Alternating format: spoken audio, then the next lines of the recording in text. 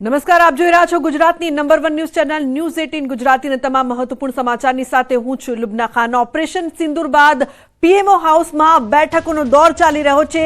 Operation સિંદૂર બાદ મહત્વની બેઠક છે તે સતત થઈ રહી છે। મહત્વપૂર્ણ સમાચાર સૂત્રોના હવાલેથી જે ખબર મળી રહી છે, સમગ્ર દેશમાં એક જ ગુંજ છે। જય હિન્દના નારા સાથે જે પ્રકારથી બદલો લેવામાં આવી રહ્યો છે, સીસીએસની બેઠક બાદ હવે કેબિનેટની મીટિંગ થઈ રહી છે। મહત્વપૂર્ણ સમાચાર સામે આવી રહ્યા છે। ઓપરેશન સિંદૂર બાદ આ ખૂબ જ મોટી અને મહત્વપૂર્ણ બેઠક, આતંકીના હેડક્વાર્ટર પર સૌથી મોટી સ્ટ્રાઇક કરવામાં આવી છે અને હવે પીએમ નિવાસ સ્થાને સીસીએસની બેઠક છે તે શરૂ થઈ ગઈ છે। આ મીટિંગ છે તે ખૂબ જ મોટી અને મહત્વપૂર્ણ માનવામાં આવી રહી છે, કારણ કે ઓપરેશન સિંદૂર બાદ હવે આગળની રણનીતિ શું હશે તેના પર જે નજર છે તેની સાથે સૂત્રોના હવાલેથી મહત્વની જાણકારી પણ મળી રહી છે। તો અત્યારે આપ બહાવલપુરના હાલના દ્રશ્યો જોઈ રહ્યા છો, કઈ રીતે જે સ્ટ્રાઇક થઈ છે, એર સ્ટ્રાઇક બાદ બહાવલપુરની જે પરિસ્થિતિ છે, જે હાલત છે તે આપ જોઈ રહ્યા છો। કયા પ્રકારના દ્રશ્યો છે તે સમગ્ર પાકિસ્તાનમાં હડકંપની કહાની છે તે બતાવી રહ્યા છે। આતંકીઓના હેડક્વાર્ટર પર સૌથી મોટી સ્ટ્રાઇકની સાથે બહાવલપુર પણ આતંકીઓનો મોટો અડ્ડો માનવામાં આવે છે અને એર સ્ટ્રાઇક બાદના દ્રશ્યો આપ ટીવી સ્ક્રીન પર જોઈ રહ્યા છો। 23 મિનિટમાં 24 મિસાઇલથી અટેક થયો છે અને બહાવલપુરમાં જે પરિસ્થિતિ છે તે આપ જોઈ રહ્યા છો। ભારતનું ઓપરેશન સિંદૂર અને પાકિસ્તાનમાં હડકંપ। તો અર્ધલશ્કરી દળના સૈનિકો અધિકારીઓની રજા રદ કરવામાં આવી છે। મહત્વપૂર્ણ સમાચાર, અમિત શાહે તમામ ડીજી સાથે વાત કરી છે। મોટા અને મહત્વપૂર્ણ સમાચાર સામે આવી રહ્યા છે। અર્ધલશ્કરી દળના સૈનિકોના પણ કહી શકાય કે જે રજાઓ છે તે કેન્સલ થઈ છે। અધિકારીઓની, સૈનિકોની તમામની રજા રદ કરવામાં આવી છે। અમિત શાહ તમામ ડીજી સાથે વાત કરી રહ્યા છે। મહત્વપૂર્ણ સમાચાર સામે આવી રહ્યા છે। આ દેશ માટે ખૂબ જ મોટો અને મહત્વપૂર્ણ દિવસ છે। જે પ્રકારથી સેના દ્વારા જે કાર્યવાહી કરવામાં આવી છે અને આ કાર્યવાહી બાદ સમગ્ર દેશ છે તે પણ એલર્ટ મોડમાં છે, સરકાર એલર્ટ મોડમાં છે અને તમામ સેનાના સૈનિકોની, અધિકારીઓની રજા છે તે રદ કરી દેવામાં આવી છે। તો મહત્વપૂર્ણ સમાચાર, રાજકોટ દક્ષિણ વિધાનસભાના ધારાસભ્ય। તો અન્ય મહત્વપૂર્ણ સમાચારની જો વાત કરવામાં આવે તો પોરબંદર એરપોર્ટ 3 દિવસ માટે બંધ રખાશે। મોટા અને મહત્વપૂર્ણ સમાચાર, પોરબંદર મુંબઈ પોરબંદર હવાઈ સેવા બંધ રહેશે। મોટા અહેવાલ અત્યારે પ્રાપ્ત થઈ રહ્યા છે, કારણ કે સતર્કતાના ભાગરૂપે તમામ તૈયારીઓ થઈ રહી છે। તો પોરબંદર એરપોર્ટ 3 દિવસ માટે બંધ રહેશે, હવાઈ સેવા છે તે પણ બંધ રહેશે। ઉલ્લેખનીય છે કે સમગ્ર દેશ અત્યારે એલર્ટ મોડમાં છે અને કરતારપુર કોરિડોર પણ બંધ કરાયો છે।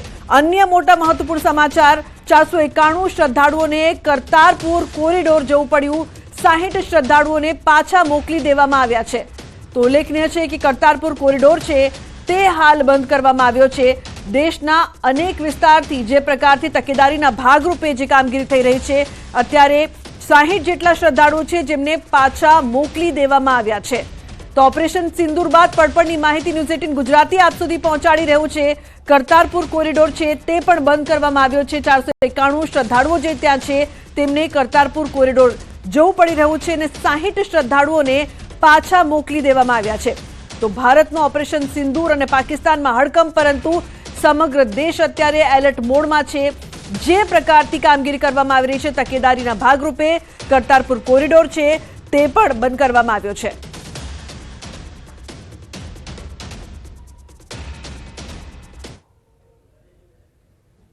આ એર સ્ટ્રાઇકનું નામ આપવામાં આવ્યું ઓપરેશન સિંદૂર અને આપણી ભારતીય સંસ્કૃતિ મુજબ આપણે જે કંઈ આપણી સંસ્કૃતિ છે એમાં 13 દિવસ 12 દિવસ પછી આપણે જે આપણી વિધિ કરતા હોય એમાં આજે 13મા દિવસે આપણે આજે એનું ઓપરેશન કર્યું છે। અને જ્યારે આપણા આર્મીના જવાનો એટલી સ્વયં પણ રાખે છે કે નિર્દોષ લોકો ઉપર ન કંઈ બનાવ બને અને જે એના આતંકવાદીઓ છે એના જે ઘર છે એની ઉપર હુમલા કર્યા છે અને કોઈ પ્રજા નિર્દોષ લોકો આમાં ન ઓલું થાય એની પૂરેપૂરી કાળજી રાખી છે। એમાં યશસ્વી વડાપ્રધાન નરેન્દ્રભાઈ મોદીજી અને અમિતભાઈ શાહે 140 કરોડ જનતાઓને દિલ જીતી લીધા છે। પાકિસ્તાનને જે મુંહતોડ જવાબ આપ્યો છે, જે સિંદૂર નામ આપીને, સિંદૂર ઓપરેશન નામ આપીને જે લોકોને સિંદૂર મટાવી દીધા હતા, એનો બદલો જે લીધો છે, એમાં પહેલગામનો બદલો જે લીધો છે એના માટે હું ખૂબ ખૂબ અભિનંદન આપું છું. પહેલગામની ઘટના પછી સમગ્ર દેશમાં પાકિસ્તાનની જે આતંકવાદી જે આ પ્રવૃત્તિ છે એની સામે ભયંકર આક્રોશ હતો અને સરકારના આ પગલામાં એનો પડઘો પડ્યો છે. પણ અગાઉ પણ આપણે આઝાદી પછી 1947માં, 65માં, 71માં, ત્યાર પછી કારગિલ યુદ્ધ, પછી આપણે સર્જિકલ સ્ટ્રાઇક કરી. આમ અનેક વાર પાકિસ્તાન સાથે આપણે અથડામણો અને નાના મોટા યુદ્ધ થયા. 1971નું યુદ્ધ તો બહુ મોટું યુદ્ધ હતું, આપણે સૌ જાણીએ છીએ. એટલે મિલિટરી પાવરની દ્રષ્ટિએ પાકિસ્તાન ભારત સાથે ઊભું રહી શકે એમ નથી. પણ સૌથી મહત્વની વાત આ વખતે જે જોવા મળી રહી છે કે સમગ્ર વિશ્વમાં પાકિસ્તાન આજે વિશ્વના ચોકમાં એકલું પડી ગયું છે. અગાઉ જ્યારે પણ પાકિસ્તાન ભારત વચ્ચે કઈ સંઘર્ષ હતો ત્યારે અમેરિકા, ચાઇના બધા લોકો ખુલીને એની સાથે આવતા હતા. આજે એનું કોઈ એમની સાથે રહેવા તૈયાર નથી. મને લાગે આ ભારતની વિદેશ નીતિ, મોદી સાહેબની રાજનીતિની આ મોટામાં મોટી જીત છે. આજે આખા દેશના એક ભારતવાસી ગૌરવ સાથે ભારતીય સેનાના જવાનોને અભિનંદન આપી રહ્યા છે. ભારતીય સેના પર ગૌરવ લઈ રહ્યા છે કે જે ભાષામાં પાકિસ્તાનને આતંકવાદને મુંહતોડ જવાબ આપવાની આશા અપેક્ષા હતી એવી જ એર સ્ટ્રાઇક કરવામાં આવી છે. અને હજુ પણ આખા દેશના લોકો ઈચ્છી રહ્યા છે કે પાકિસ્તાનને આથી પણ વધારે કડક જવાબ મળવો જોઈએ, મુંહતોડ જવાબ મળવો જોઈએ. જે રીતે 1971માં ઇન્દિરાજીએ એક ગાને બે કટકા એવી રીતે પાકિસ્તાનને જવાબ આપ્યો અને એક જ સ્ટ્રાઇકમાં બાંગ્લાદેશ અસ્તિત્વમાં આવ્યું. એવો જવાબ દેશના લોકો ઈચ્છી રહ્યા છે. એટલા માટે ઈચ્છી રહ્યા છે કે પાકિસ્તાન ક્યારેય સુધરવાનું નથી. તો મહત્વપૂર્ણ સમાચાર જામનગરના જામ સાહેબની પ્રતિક્રિયા સામે આવી છે. ઓપરેશન સિંદૂર અંગે તેમણે પ્રતિક્રિયા આપી છે. મહત્વપૂર્ણ સમાચાર, આપણો દેશ સાચા અર્થમાં ખૂબ જ મહાન રાષ્ટ્ર છે તેવું તેઓ કહી રહ્યા છે. તેમની પ્રતિક્રિયા સામે આવી રહી છે. જામનગરના જામ સાહેબની પણ પ્રતિક્રિયા, આજે જે દિવસ છે એક બાદ એક જે પ્રતિક્રિયાઓ સામે આવી રહી છે. ઓપરેશન સિંદૂર અંગે તેમણે પણ પ્રતિક્રિયા આપી છે. દેશના જેટલા પણ નાગરિકો છે આજે ગર્વ અનુભવી રહ્યા છે ત્યારે તેમની પણ પ્રતિક્રિયા જામનગરના જામ સાહેબ દ્વારા પણ પ્રતિક્રિયા આપવામાં આવી છે કે આપણું રાષ્ટ્ર ખરેખરમાં ખૂબ જ મહાન છે.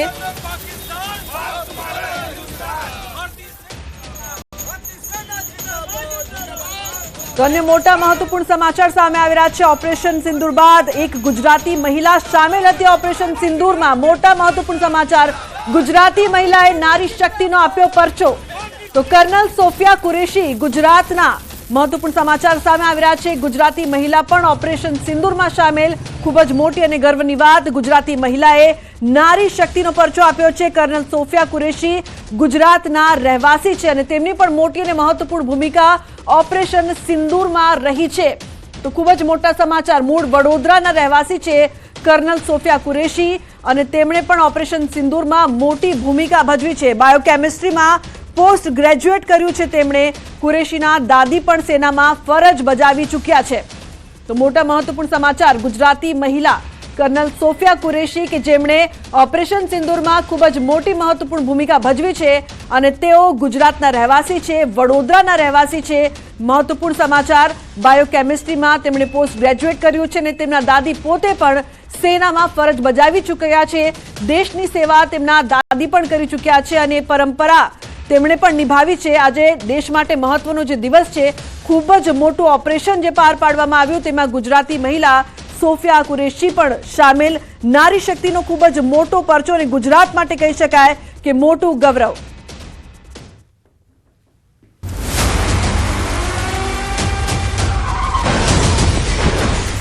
जिन्होंने ये हमला किया है उन आतंकियों को और इस हमले की साजिश रचने वालों को उनकी कल्पना से भी बड़ी सजा मिलेगी. सजा मिलकर के रहेगी.